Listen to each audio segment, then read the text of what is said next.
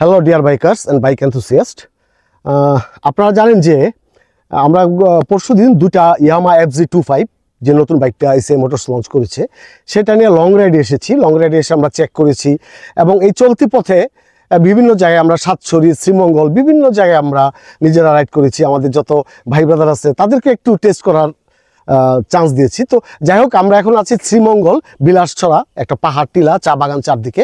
তো কালকে রাতে আমরা একটা কাজ করেছি যে রাতের বেলাও কিন্তু আমরা এই বাইকটা নিয়ে মোটামুটি ইয়েতে চলে গেছিলাম, কি বলে এটাকে, অফরোডে একটু অফরোডিং করেছি। আজকে মোটামুটি অফরোডিং করেছি। তো যাই হোক, আমার সাথে এখন আছে নাহিদ তালুকদার। আপনারা ওকে চিনবেন, যারা সিনিয়র বাইকার, বাংলাদেশের প্রথম দিকের বাইকার, তারা সবাই চিনবেন নাহিদ তালুকদারকে। তো Nahid Talukdar bike enthusiast, genuine bike enthusiast বলতে যা বোঝা যায়, একদম যা বলা যায় সেটা হচ্ছে আমাদের নাহিদ। তো নাহিদ, কি অবস্থা, কেমন আছো? আছি আলহামদুলিল্লাহ। তো ঘটনা হচ্ছে নাহিদ, তুমি তো কালকে রাতে 11:30টায় আমাদের কেমন ভৌতিক জায়গায় দার্জিলিং টিলার চিপা চাপা কাদায় কোদায় নিয়ে গেছো। FZ25 তুমি মোটামুটি রাইড করেছো, সব কিছু ইয়ে করেছো। এখন অ্যাকচুয়ালি তোমার কাছে জানতে চাই বাইকটার সম্পর্কে টোটাল তোমার অভিমত। আচ্ছা, টোটাল একটু ক্যামেরার দিকে। তাহলে মানে আমার এত বড় বাইক দেখে প্রথমে একটু আনইজি লাগতেছিল যে এত বড় বাইক অফরোডে কষ্ট হবে, যেহেতু আমার কাছে FZ মনে হয় যে অনেক ভার পাওয়ারের তুলনায়, মানে FZ150 এই তুলনায় 25 মেবি আরো ভার হবে, আরো কষ্ট হবে। কিন্তু চালানোর পরে আমার ভার্সন মানে FZ150 থেকে 25 এর ওয়েট কম মনে হয়, কিন্তু 153 কেজি কার্বয়েড। হ্যাঁ, কিন্তু উল্টাটা এই জিনিসটা আমার কাছে আনইজি লাগছে। হ্যাঁ, মানে এই জিনিসটা আনইজি না, এই জিনিসটা পজিটিভ লাগছে। ঠিক আছে, এই জিনিসটা মানে বোঝা যায় না যে পাতলা, তাও পিলিয়ন নিয়ে রাইড করছি, আমার কাছে একটু পাতলা মনে হয়েছে আর কি এই গাড়িটা। আচ্ছা, এজ এ অফরোডার হিসাবে ভালোই লাগছে, খারাপ না। আর সব দিক দিয়ে মোটামুটি ভালোই আছে যদি দামটা কনসিডার করা যায়। দামটা বাদ দিতে গেলে সব মোটামুটি এক্স্যাক্টলি, এটা ম্যাক্সিমামেরই কথা। দামটা আমাদেরও একটু আশা করবো এসএ মোটরসের ব্যাপারটা বিবেচনা করবে। তো অ্যাকচুয়ালি যে ডুয়েল চ্যানেল ABS বা বাইকের যে বোর বা রেশিও বা এটার যে 20.1 যে নিউটন মিটার টর্ক এবং 20.5 যে BHP, এই ব্যাপারে আমি জানি তুমি এগুলির ব্যাপারে আমাদের চেয়ে অনেক বেশি জানো। এই ব্যাপারে যদি তুমি দর্শকদের উদ্দেশ্যে কিছু বলতা। আসলে ওইটা তো নতুন বাইক, এখনো ওইটা বোঝা যাবে। আচ্ছা, এখন ওইটা ক্যামেরার দিকে একটু থাকে, করেন চালাইলে এটা এজ লাইক, এটা একটা বাইক বলতে গেলে মিনিমাম 10,000 কিলো চলা অবস্থায় বলা যেতে পারে। এটা BHP ওইটা ফিল, যেহেতু FZ150 থেকে বেটার, অনেক বেটার, অবশ্যই অনেক বেটার, বোঝাও যায়। পিকআপ ঠিক আছে, মানে ওই যে কচ্ছপ একটু কম হইতে পারে, কচ্ছপ। এক্স্যাক্টলি, আচ্ছা, কচ্ছপ থেকে বের হতে পারে। আচ্ছা, আর ওভারটেক যে আগে আমরা একটা ইয়ে করতাম যে ওভারটেকিং এর সমস্যা FZ-V2 V3 নিয়ে, কিন্তু এটা আর ওভারটেকিং এর সেই সমস্যাটা নাই।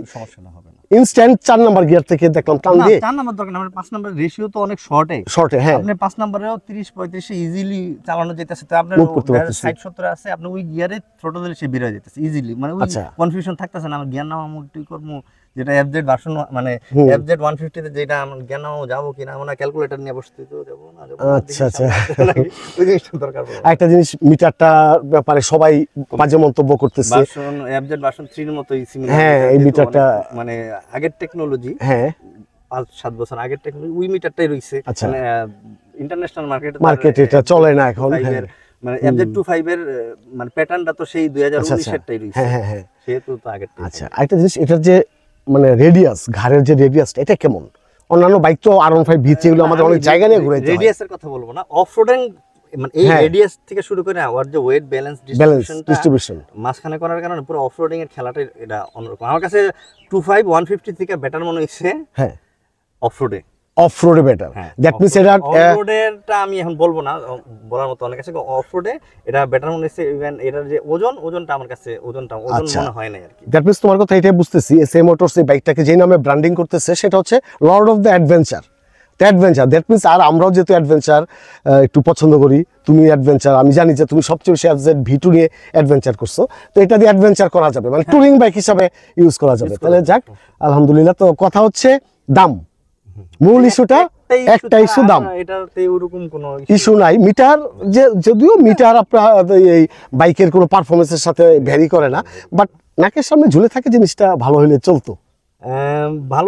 বলতে কি, মানে একটা জিনিসের ভেরিয়েশন আপনার যদি এখন বাচ্চা কাচ্চা কয়টা আছে? আচ্ছা, তিনটা না। এখন চিন্তা করেন যে আমার পরের বাচ্চা হলে কিরকম হবে। আচ্ছা, এখন জিনিসটা Exactly, যে হ্যাঁ, আমার হ্যাঁ, আগের হ্যাঁ। বাচ্চা কি অবস্থা হ্যাঁ। ওইটা চিন্তা করার পরেই তো মনে করেন আমার এখন তার মনে করেন ওই সেটআপটা নাই নাই। 19 এর মডেল হিসেবে আমাদের এটা অ্যাকসেপ্ট করতে হবে না। আমি যদি চিন্তা করি যে আমার অন্যান্য ব্র্যান্ডের আচ্ছা, পরের আচ্ছা। মডেলগুলো কারিজমা বা ওই যে কি বলে এটার অন্য হ্যাঁ, কোম্পানির অন্য সাথে কোম্পানির। লেটেস্ট টেকনোলজি কোম্পানির সাথে তো আমার তুলনা করার তুলনা দরকার করলে নেই। চলবে না। যেমন তো ওই মাইনা নেওয়ার পরে আমার এখন কি আছে যেটা আমার মানে কি কন্ট্রোলে আছে ওইটারে সোল্ড আউট করতে হবে। ওকে। মিটার চেঞ্জ করলে মিটার হবে না, মানে মিটার চেঞ্জ করে এটাই করার এটা আসলে। আচ্ছা। তবে আমি এক্সপেক্ট করব ফেজার 25 এর কথা। ফেজার 25 হ্যাঁ। আছে। ফেজার 25 টা আমার লুকসটা বেশি খুব ভালো লাগে। আচ্ছা। ফেজার 25 থেকে ফেজার 25 টা যাক, থ্যাংক ইউ নাহিদ। অ্যাকচুয়ালি দর্শক কথা হচ্ছে যে এই FZ25 দুটা বাইক আমরা নিয়ে এসেছি মোটামুটি লং, মানে একটা লং রাইডে কিভাবে কি করা যায় এবং এটার যে স্কিল, এটার কি অবস্থা, আমাদের স্কিল, এটার স্কিল সবই যাচাই করার জন্য। এখন দর্শক সুধী মণ্ডলী, আপনারা যদি মনে করেন যে আমরা এটা মার্কেটিং করতেছি, প্রমোটিং করতেছি, ব্যাপারটা কিন্তু একজাক্টলি এইটা না।